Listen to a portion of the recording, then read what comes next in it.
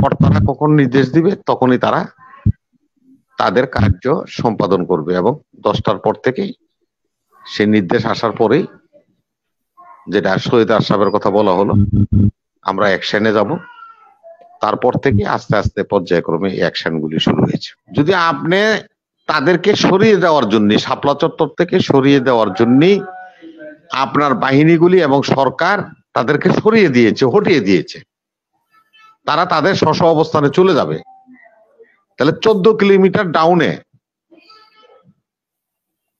একটা অখ্যাত পল্লীতে কেন গুলি হলো? হেফাজতে ইসলাম যে এই আন্দোলনটা শুরু করেছিল, তাদের 13 দফা দাবি ছিল। খালি ব্লাসফেমি আইনটা না, এখানে নারীদের পর্দা নিয়েও ছিল, ব্লগারদের কথাও ছিল।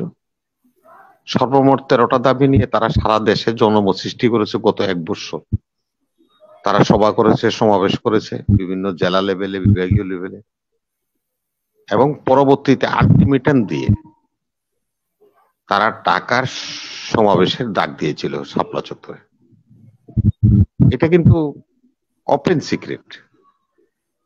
হেফাজত কিন্তু কোনো আপনার সন্ত্রাসী বাহিনী না, আন্ডারগ্রাউন্ড পার্টি না, নিষিদ্ধ কোনো সংগঠন না। তারা কিন্তু তাদের দাবি জনসমক্ষে উপস্থাপন করেছে, সরকারের কাছে উপস্থাপন করেছে, এবং দিনক্ষণ নির্ধারণ করে তারা শাপলা চত্বরে সমাবেশ করতে আসছে। অতএব সরকার যদি নিরস্ত্র লোকগুলি কোন রকম কোন অপরাধ সম্পৃক্ত হয়, তার জন্য যে পর্যাপ্ত সিকিউরিটি বা নিরাপত্তা দেওয়া দরকার, সেটা দিতে তো সরকার সম্পূর্ণভাবে ব্যর্থ হয়েছে।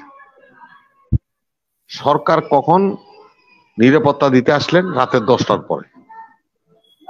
তার আগ পর্যন্ত কিন্তু ঢাকা শহরের কোথাও আমি কোনো পুলিশ দেখিনি। আমরা কোনো আইন শৃঙ্খলা বাহিনীর লোকদেরকেও দেখিনি। ঢাকা শহরে সেদিন পুরো এই আইন শৃঙ্খলা বাহিনী উধাও হয়ে গিয়েছিল, শূন্য হয়ে গিয়েছিল। তারা তাদের ষড়যন্ত্রকে এবং অফিসিয়ালি তারা বিভিন্ন জায়গায় বিভক্ত হয়ে হয়ে তাদের ছাউনিগুলিতে বসে থেকে ঘটনা অবজারভেশন করেছে, এবং কর্তারা কখন নির্দেশ দিবে তখনই তারা তাদের কার্য সম্পাদন করবে, এবং 10টার পর থেকেই সে নির্দেশ আসার পরেই, যেটা শহীদ আশরাফের কথা বলা হলো, আমরা অ্যাকশনে যাব। তারপর থেকে আস্তে আস্তে পর্যায়ক্রমে এই অ্যাকশনগুলি শুরু হয়েছে। আজকে একটা জিনিস খুব ভালো লাগলো হাসিনা আপা, সেটা হলো যে এখানে দুজন প্রত্যক্ষদর্শী লোক আছে। একজন হলো জনাব জিল্লুর রহমান, পুলিশ কর্মকর্তা। উনি নিরস্ত্র সশস্ত্র ছিল আমি জানি না, যেহেতু উনি কর্তব্যরত ছিলেন এবং ঢাকাতে ছিলেন, ওনার বক্তব্যকে আমরা শতভাগ সত্য ধরে নিতে পারি। এই জন্যই ধরে নিতে পারি, পুলিশ, র্যাব, বিজিবি যৌথভাবে এই ঘটনার সাথে সম্পৃক্ত। যেহেতু উনি একজন কর্মরত পুলিশ কর্মকর্তা হিসাবে দায়িত্ব পালনরত অবস্থায় ঢাকাতে অবস্থান করেছেন, তাহলে উনি যা যা এখানে বলছেন আমরা ধরে নিব এগুলি সবটাই সত্য। আর দ্বিতীয়টা হলো, আমি নিজে, যেহেতু আমি ভিকটিম, আমি বিজিবি হত্যা মামলার আসামি, আমার গ্রাম শিমরাইল নারায়ণগঞ্জ শহরের অদূরে, ঢাকা শহরের 14 কিলোমিটার দূরে। যদি বেনজির আহমেদের কথাই আমরা তখন ধরি, যে তাদেরকে আমরা সরিয়ে দেওয়ার জন্য আমাদের অভিযান চালিয়েছি, তাহলে 14 কিলোমিটার দূরে নারায়ণগঞ্জ শহরের একটা প্রত্যন্ত গ্রামে, যেখান থেকে মানুষ নিরস্ত্র অবস্থায় পালিয়ে যাচ্ছিল, তাদের উপর কেন গুলি করা হলো? এই একটা জায়গায় যদি আমরা আলোচনায় আসি, তাহলে কিন্তু সত্যটা এখানে প্রকাশিত হয়ে যায়।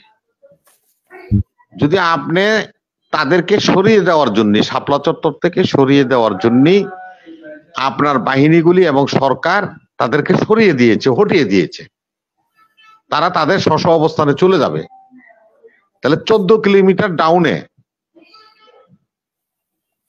একটা অখ্যাত পল্লীতে কেন গুলি হলো? সেখানে আমাদের 7 জন নাগরিক মারা গেল, যারা উৎসব দেখতে এসছে তারা গুলিবিদ্ধ হয়ে মারা গেল। হেফাজতেরও 8-10 জন মারা গেল, যাদেরকে আমরা চিনি না, বা এলাকার লোকজন যাদেরকে মৃত ডেড বডি গুলি আইডেন্টিফাইড করতে পারে নাই প্রশাসনের সামনে, সে সমস্ত লাশগুলিকে প্রশাসন রিকভারি করে নিয়ে গেছে। এবং দেখেন আর একটা অদ্ভুত ব্যাপার, যেটা জিল্লু ভাই বলছে, জিল্লু ভাই এটা আইনও বলে, দেখেন কোনো একটা লাশের কিন্তু পোস্টমর্টম হয় নাই, কোন লাশের পোস্টমর্টম হয় নাই। আমার এলাকায় যারা মারা গেছে তাদের কারোই কোনো পোস্টমর্টম হয় নাই। প্রশাসন ঘেরাও করে দ্রুততার সহিত তাদেরকে দাফন কাফন করতে বাধ্য করছে পরিবারকে, অভিভাবকদের। কোন মানবাধিকারের যত রকমের নর্ম আছে কোনটাই সেদিন মানা হয়নি, যার কারণে আজকে অবস্থা হয়েছে। হেফাজত সম্বন্ধে যে কথা মাহমুদ ভাই বলেছে, ভাই পলাশির প্রান্তর মির্জাপুর ছিল, আবার বদরের যুদ্ধ কিন্তু আবু জাহেলে করছে, আবু সুফিয়ানরা করছে, যুগে যুগেই কিন্তু আপনার মির্জাপুর আছে, থাকে। কারবালার প্রান্তেও ইয়াজিদের মতো লোক ছিল। এই হেফাজতের মাওলানা শফি সাহেবের ছেলে আনাস মাদানি, মাওলানা রুহি,